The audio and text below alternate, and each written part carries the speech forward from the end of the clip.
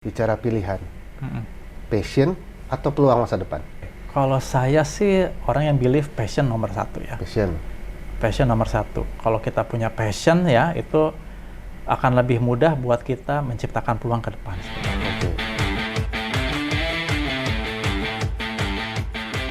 Baik teman-teman, kembali lagi di Binara TV di bawah naungan Politeknik Bina Madani. Kali ini di Binara Podcast kita kedatangan tamu istimewa, Bapak Riza. Saya akan bacakan dulu profil beliau. Oke, nama lengkap beliau adalah Riza Ferdiansah Fahri. Karirnya luar biasa ini, sejak 2006 sudah berkarir di dunia marketing, sales dan marketing. Dan posisi saat ini beliau menduduki jabatan sebagai Country Sales Director di PT Robert Bosch Indonesia Power Tools Division. Itu regional Pak ya?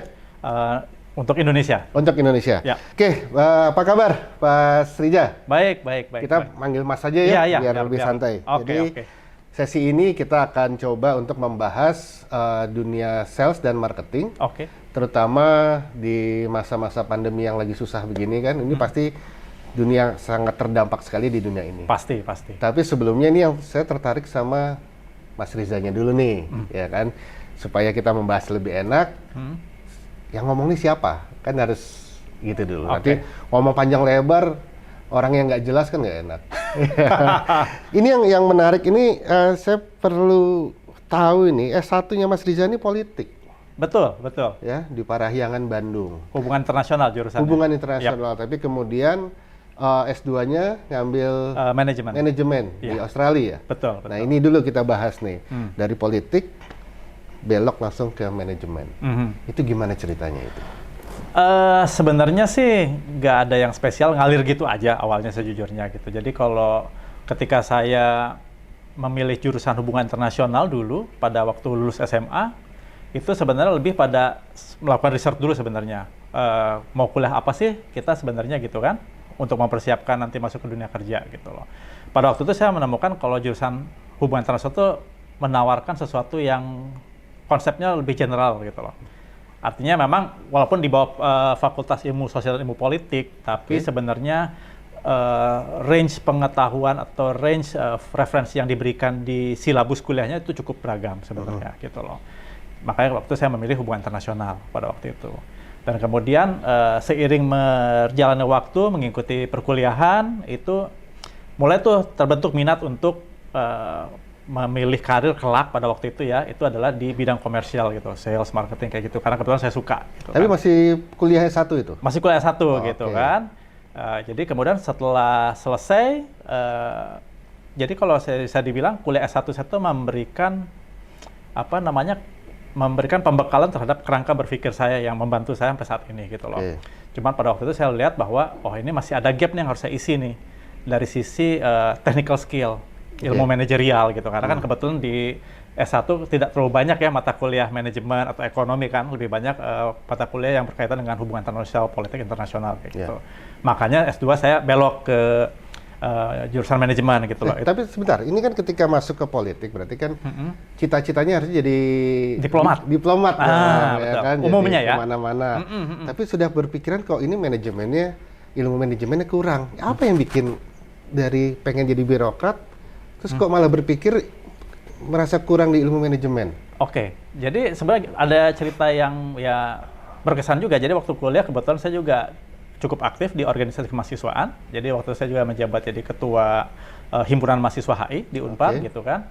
Ya selama 1 tahun periode kepengurusan lah gitu kan. Setelah dilaluin ternyata jiwanya nggak di situ lah artinya gitu. Jadi berorganisasi walaupun kemahasiswaan lah itu kan sebenarnya kan semacam latihan orang kalau mau terjun ke dunia politik sebenarnya kan, atau ke dunia teknokrat lah gitu atau birokrat gitu kan. Nggak terlalu nggak ngecun gitu loh sebenarnya gitu. Hingga akhirnya saya mau cari inilah kalau nanti kelak lulus pada waktu itu memang berniat cari karir itu di komersial bisnis gitu loh. Artinya di lapangan yang komersial gitu loh. Sales, marketing kayak gitu-gitu di perusahaan multinasional gitu kan. Nah, kemudian pada saat lulus baru ketahuan tuh kan bahwa yang tadi saya bilang ada gap sebenarnya gitu kan. Kalau saya dibandingin dengan lulusan fakultas ekonomi pasti jauh Oke.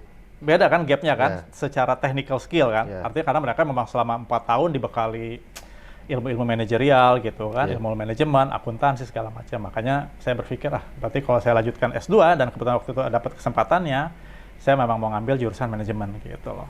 Tapi ada pengaruh dari latar belakang keluarga atau lingkungan lain yang membuat belok jalur tadi? Enggak juga sih sebenarnya. Jadi kalau mau jujur, orang tua saya kebetulan PNS, ya gitu kan. Dan alhamdulillah juga saya dibesarkan di keluarga yang cukup liberal juga, jadi tidak pernah ada paksaan, oh kamu harus jadi pilot ya, kamu harus jadi dokter ya, atau harus jadi insinyur, nggak ada juga gitu kan. Jadi benar-benar pure emang ya keinginan dari diri sendiri ya, gitu. Oke. Tapi tahun 98 sempat ikut-ikut demo. Ya itu bagian dari gaya hidup pada waktu itu ya. Gitu. Ya. Oke, terus lulus S1, lanjut langsung? Atau ada jeda dulu aktivitas Langsung lain? kebetulan karena alhamdulillah pada waktu itu sebelum saya lulus juga sebenarnya udah sempat ngerasain dunia kerja lah ya sedikit lah. Jadi nyambi lah gitu kan. Saya pernah kerja di beberapa stasiun radio lah pada waktu itu kan, cukup happening lah ya di masa itu lah gitu kan. Kerja sambilan di stasiun radio. Di mana tuh? Arden? Ya pokoknya salah satu radio swasta di Bandung lah gitu. Atau kan. yang bawah Cimbulit dikit kiri. Tahu banget ya. Gitu kan. Terus juga pernah juga join sama beberapa teman-teman mahasiswa di ITB gitu kan. Ya, mereka kebetulan juga punya kayak semacam software house gitu. Ya ikut bantu-bantu aja lah sebenarnya. Karena itu lebih pada untuk ngerasain sebenarnya sih taste dunia kerja itu akan seperti apa sih sebenarnya gitu kan. Ya makanya di situ juga cikal bakal saya nemukan bahwa ada gap di diri saya sebenarnya gitu loh. Ternyata dunia kerja tuh ternyata nggak seindah yang dibayangkan ya gitu kan. Ternyata butuh skill juga yang mungkin kita harus cari juga kan, karena mungkin kalau kuliah zaman dulu kan mungkin beda dengan zaman sekarang ya, mungkin lebih sangat teoritis kayak gitu-gitu kan, sehingga aspek praktikalnya mungkin agak kurang gitu ya. Itu yang kemudian memutuskan untuk kuliah ke luar negeri, ngambil manajemen. Betul. Kembali ke Indonesia langsung. Kembali ke Indonesia langsung bekerja di bidang sales dan marketing. Betul. Boleh cerita dikit karirnya, perjalanan karir sampai berada di posisi sekarang. Ini panjang loh ini. Panjang itu. Dan konsisten yang saya lihat. Ya kan? Kalau kebetulan konsisten. Konsisten dari awal kerja sampai sekarang di dunia sales dan marketing. Iya, kurang lebih ya gitu. Jadi waktu itu lulus dari Australia gitu kan, memang betul saya memang memutuskan untuk pengen berkarya kembali di Indonesia sebenarnya. Jadi waktu itu perusahaan yang saya masuki pertama sebenarnya perusahaan retail dulu sebenarnya. Itu jadi pembuka sebenarnya. Perusahaan retail Hero Supermarket mungkin kalau tahu ya, gitu. Jadi saya masuk ke situ sebagai, mereka tuh buka rekrutmen itu program Business Manager in Training lah, manajemen trainee program lah gitu kan. Trainee ya. Gitu. Cuman biasanya putih hitam gitu dong. Iya, tahu lah ya berarti kan. Nah itu membuka jalan ke depannya sebenarnya. Jadi waktu itu saya masuk sebagai disebutnya kategori manager, tapi sebenarnya itu lebih pada kayak buyer produk-produk lah gitu kan. Untuk fresh food division gitu kan. Nah di situ sebenarnya yang menarik adalah kenapa saya bilang itu membuka jalan, karena saya ketemu sama banyak supplier setiap harinya di Hero. Ya kan, yang mau masukin barang ke supermarket kan, gitu kan, sehingga networking cepet tuh naik tuh dari ya minim sekali nggak ada, tiba-tiba boom gitu, banyak kan, punya banyak kontak segala macam. Nah setelah beberapa tahun di Hero, kemudian mulailah ada 1-2 perusahaan yang menunjukkan ketertarikannya gitu kan, ngajak pindah gitu kan, dan akhirnya saya putuskan untuk pindah ke salah satu perusahaan consumer goods, waktu itu pindah ke Kraft gitu kan. Memang area yang saya masukin pertama di bidang komersial lebih banyak di sales dulu sebenarnya, which is itu juga menurut saya juga langkah yang tidak pernah saya sesali juga, karena kalau di sales kan lebih banyak kerja di lapangan ya, operasional kan, ketemu beli, ketemu customer gitu kan, jalan-jalan. Berarti melakukan canvassing juga ya? Oh ya, motoris juga, sampai canvassing juga gitu kan. Tapi sebenarnya kan itu yang menariknya di situ sebenarnya kan. Iya. Realita di marketnya itu kan yang akhirnya memperkaya referensi kita kan, ketika kita kelak nanti gitu kan berada di posisi yang cukup strategik untuk merumuskan sebuah strategi sebenarnya kan. Jadi biar nggak ngawang-ngawang gitu kan, karena kita tahu persis gitu apa yang terjadi di lapangan gitu kan.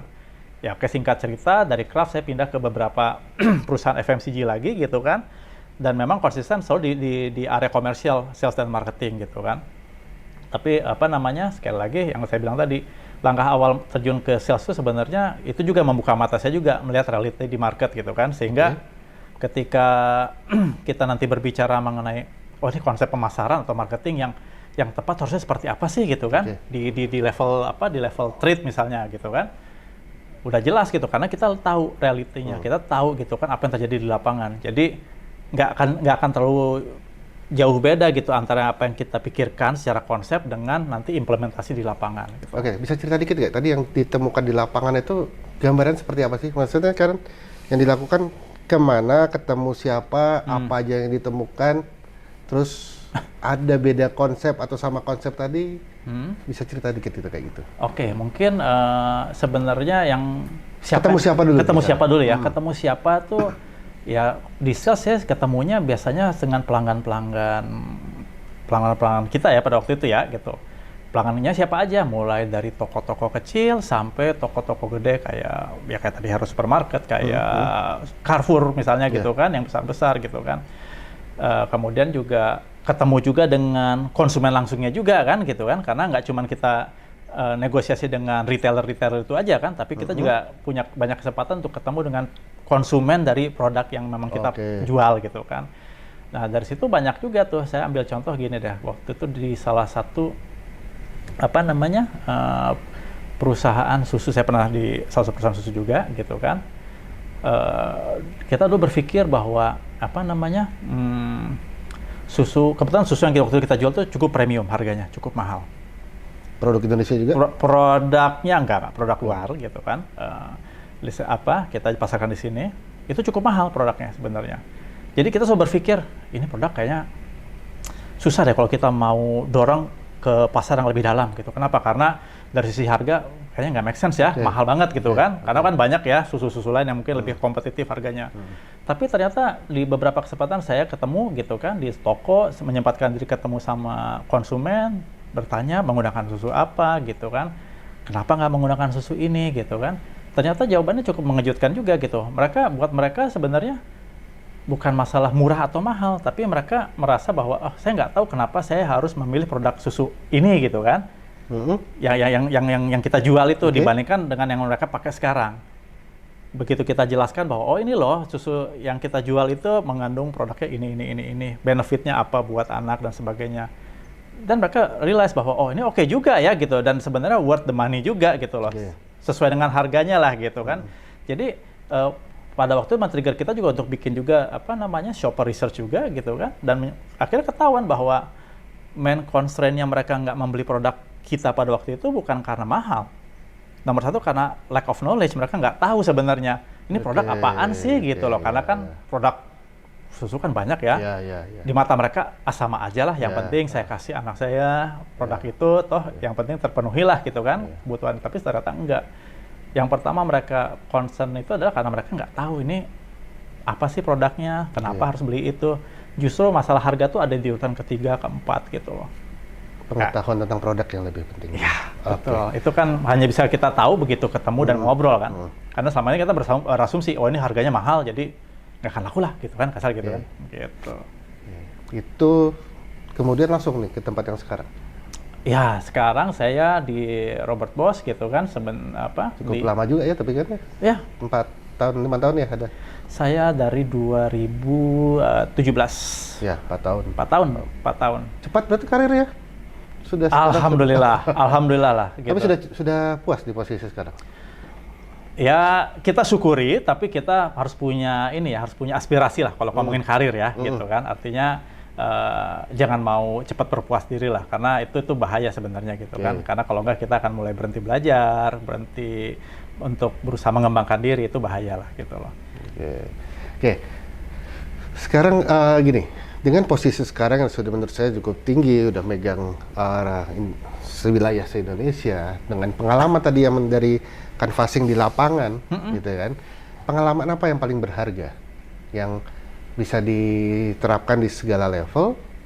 Artinya kan ketika tadi ke lapangan ketemu dengan konsumen itu dapat masukan, dapat insight-insight segala macam. Ada dong yang ini masih terus bisa saya pakai di level apapun di di manajemen ini? Oke. Ada nggak yang kayak gitu? Ya banyak sih sebenarnya ya. Tapi mungkin kita ambil ya satu contoh aja lah mungkin ya, satu contoh lagi gitu kan. Balik lagi nih, pengetahuan tentang apa yang terjadi di market itu sangat penting menurut saya untuk kita mempersiapkan rencana kerja kita ke depan di level apapun, karena kan mau di level staff atau level paling bawah misalnya salesman gitu ya, sampai level director, board of director kan mereka harus punya rencana kerja kan. Gitu kan. Dulu di level salesman kita punya rencana kerja kayak rencana kerja harian. Hari ini harus kemana-kemana aja. Level manajerial mungkin punya rencana kerja gimana caranya kita mengambil market share di satu area gitu kan. Nah itu memang benar-benar harus didasari pada pengetahuan kita tentang market. Berangkat harus dari situ dulu. Artinya memang harus terjun ke lapangan gitu kan. Harus ya? Harus kalau menurut saya. Atau kalaupun enggak, saya sangat merekomendasikan untuk tahu gitu kan.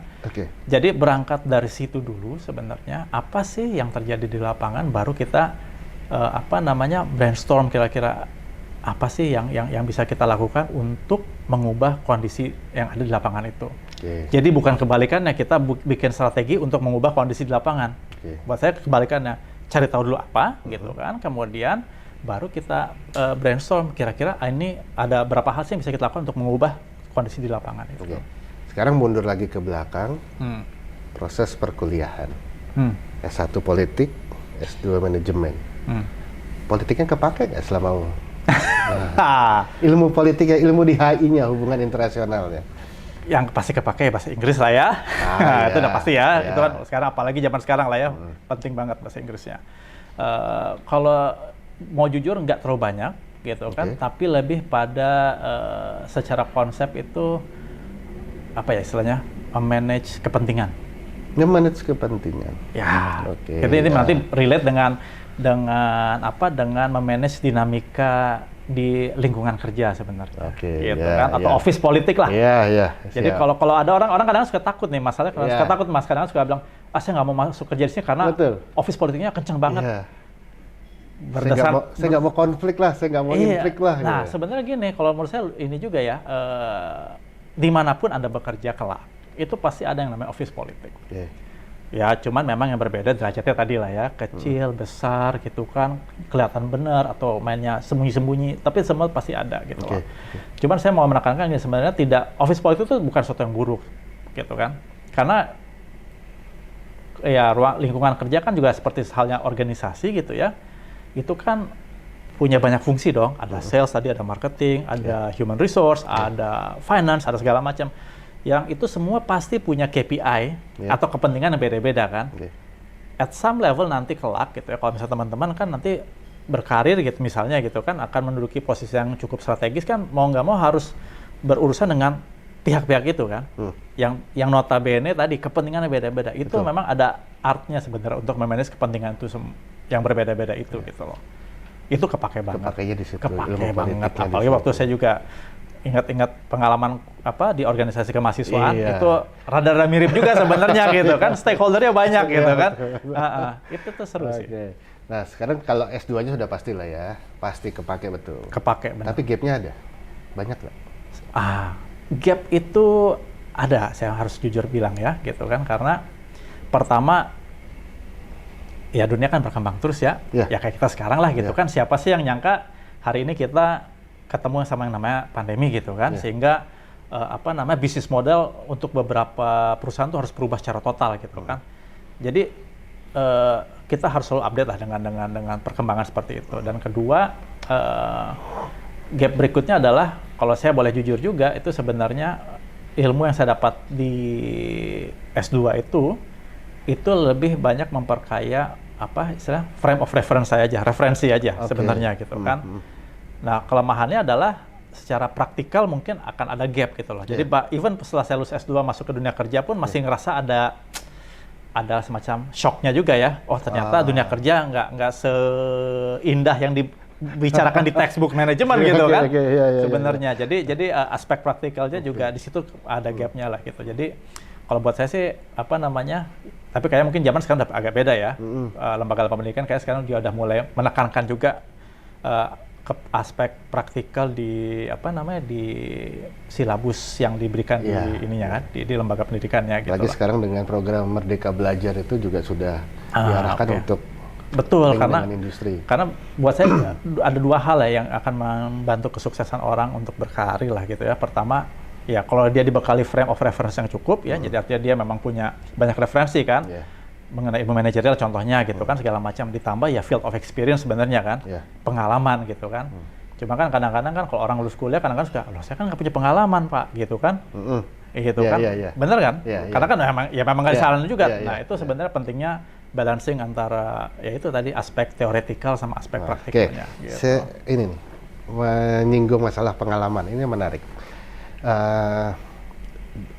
Banyak calon mahasiswa atau lulusan anak SMK, SMA saat ini yang berpikir seperti itu. Nanti dulu deh kuliah, cari kerja dulu, cari pengalaman dulu, ya kan? Terus menyambung dengan pengalamannya Mas Riza nih, kuliah, langsung kuliah kan, lulus SMA? Oh iya, langsung kuliah. Langsung kuliah, salah jurusan. Ya, bisa dibilang gitu ya. Ini kan menarik juga nih, ya kan? Artinya sekarang bisa nggak memberikan ya semacam apa ya? Berdasarkan pengalaman salah jurusan kuliah, berdasarkan pengalaman di pekerjaan, sebenarnya yang bagus itu gimana sih supaya adik-adik kita lulusan SMA, SMK, apa yang harusnya mereka lakukan? Kuliah ke jurusan yang sesuai dengan passion, sesuai dengan minat, atau sesuai dengan peluang di masa depan, atau ya cari pengalaman dulu. Nah ini gimana nih menurut Mas Rizal? Ini kalau pendapat saya pribadi ya, berdasarkan pengalaman pribadi juga. Kalau saya sih ngelihatnya kalau emang ada kesempatan untuk kuliah dulu, ya sebaiknya diambil. Tapi, nah ada tapinya gitu tadi yang saya udah singgung sebelumnya. Mesti dilihat juga sebenarnya kalau kita udah tahu jelas misalnya kita mau mengejar karir bidang apa, dan ketika kita masukkan untuk kita mau kuliah dulu misalnya gitu kan, pastikan juga bahwa itu kuliah yang sesuai dengan yang akan membantu apa namanya plan Anda ke depan dalam berkarir gitu loh. Artinya apa? Nggak cukup misalnya, oh saya lihat ada universitas ini atau apa lembaga pendidikan ini kayaknya keren nih gitu kan, saya mau masuk. Tapi harus dilihat juga sebenarnya kontennya apa sih yang diajarkan. Karena tadi saya balik lagi, saya nggak bisa mengulang lebih keras lagi pentingnya membalance antara aspek teoretikal dan praktikal sebenarnya.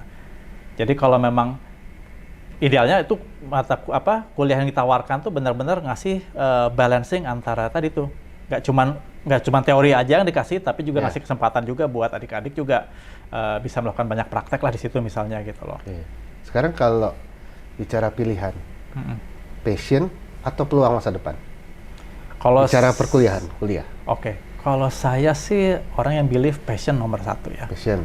Passion nomor satu, karena apa namanya, kalau kita punya passion ya itu akan lebih mudah buat kita menciptakan peluang ke depan sebenarnya.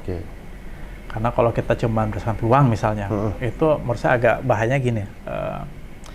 Katakanlah misalnya sekarang lagi ngetren misalnya topik A gitu kan, sehingga saya pengen berkarir di bidang A itulah, katakanlah saya nggak usah nyebutin misalnya. Balik lagi kita kan nggak bisa memprediksi tren ke depan lah gitu kan. Ya mungkin bisa, tapi kan itu bisa meleset, bisa enggak juga.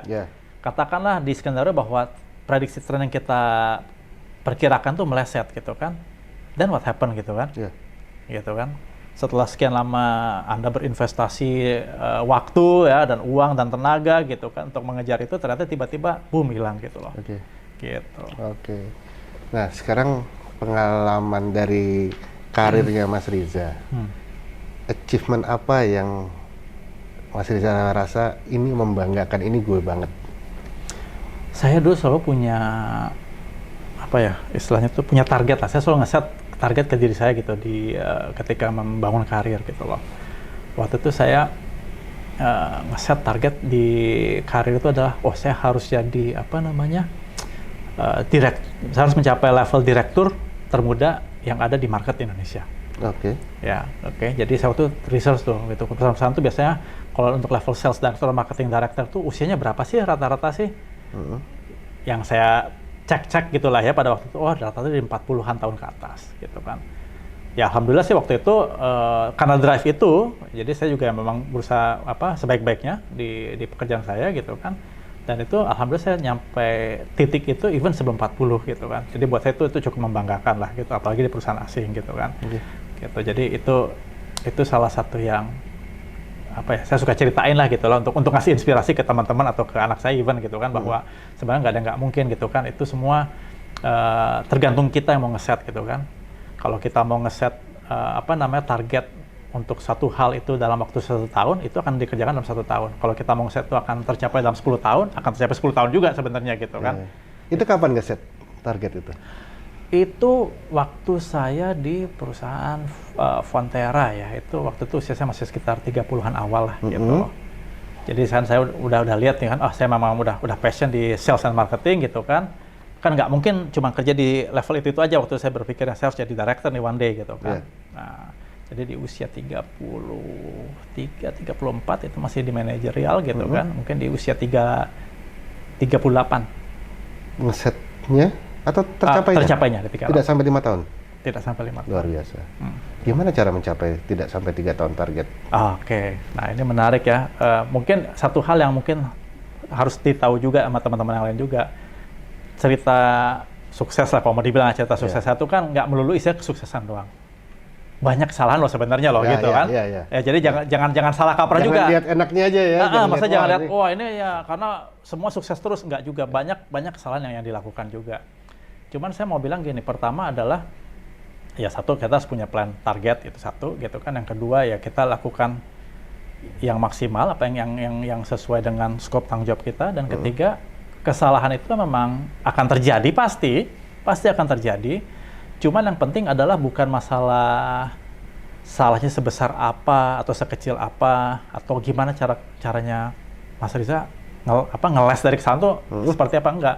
Justru kesalahan itu harus kita embrace, harus kita terima, kita hadapin gitu kan. Karena di lingkungan profesional seperti yang saya lalui itu adalah kesalahan itu hal yang wajar. Yang penting itu adalah bagaimana kita menyikapi kesalahan itu. Apa yang kamu pelajari lah dari kesalahan itu, dan apa yang bisa kamu lakukan berbeda di masa depan untuk menghindari kesalahan itu. Pernah melakukan kesalahan yang sama? Kesalahan sama enggak, tapi saya selalu kalau boleh share cerita ya, punya satu kesalahan yang besar sekali. Yang ada satu hari tuh saya sampai takut tuh di mobil pulang ke rumah tuh takut, aduh ini kalau besok ditelepon nih bisa-bisa gue dipecat nih gitu. Jadi ini menarik, saya kan tadi bilang saya di sales dan marketing gitu kan.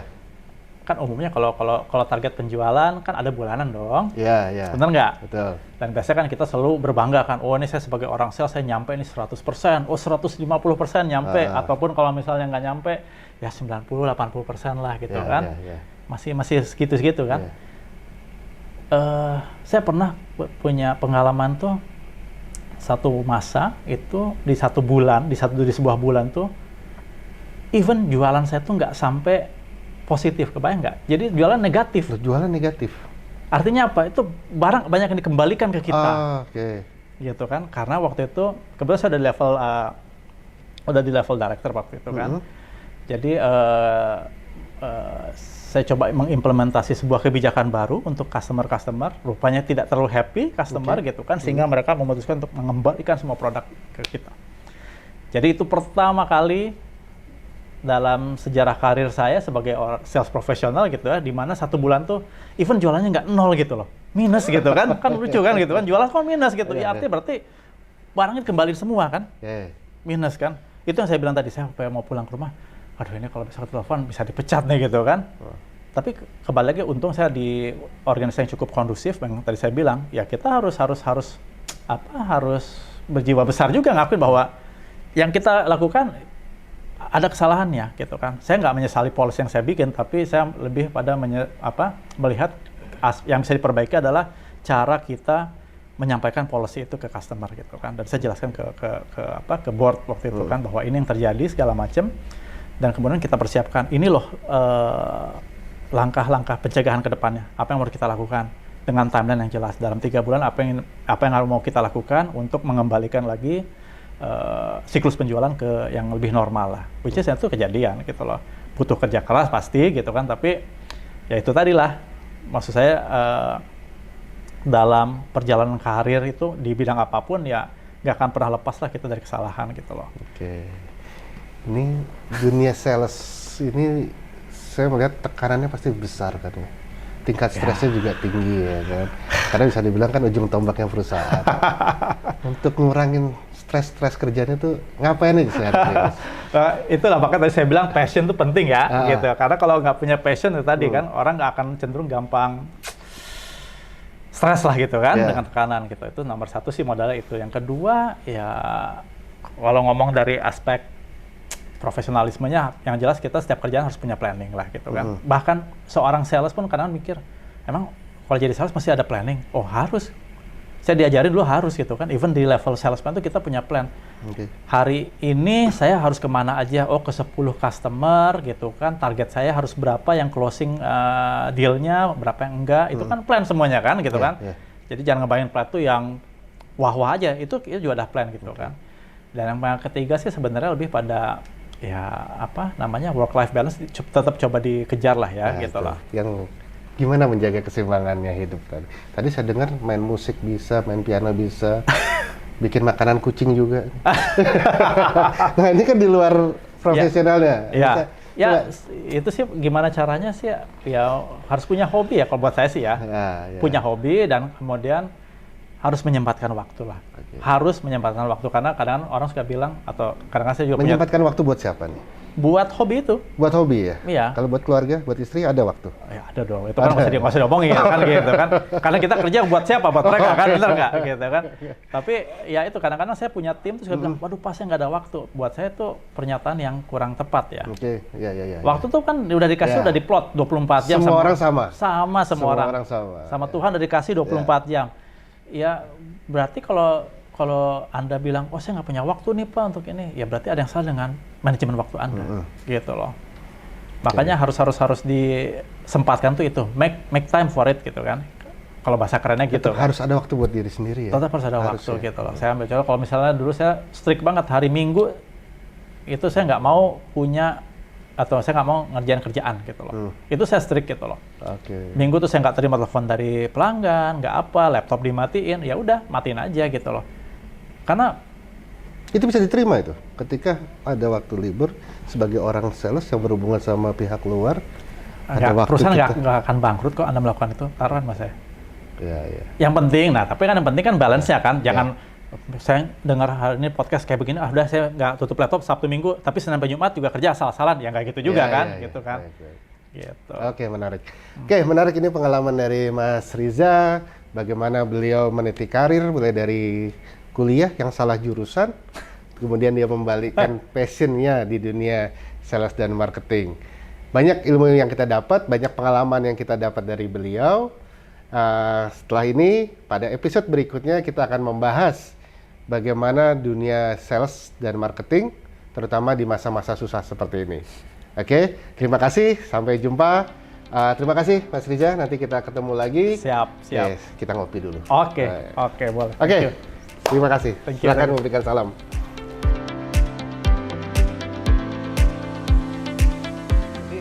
Satu hal yang perlu diingat bahwa jualan itu atau jadi sales itu sebenarnya salah satu job desk ini kalau saya suka bilang ke tim saya gitu ya, salah satu job desk Anda itu adalah ditolak customer. Iya, karena kemungkinan itu akan selalu ada, Mas. Sehebat apapun barangnya yang dijual gitu kan, sehebat apapun Anda punya skill untuk menjual, akan selalu ada peluang untuk Anda ditolak sama customer.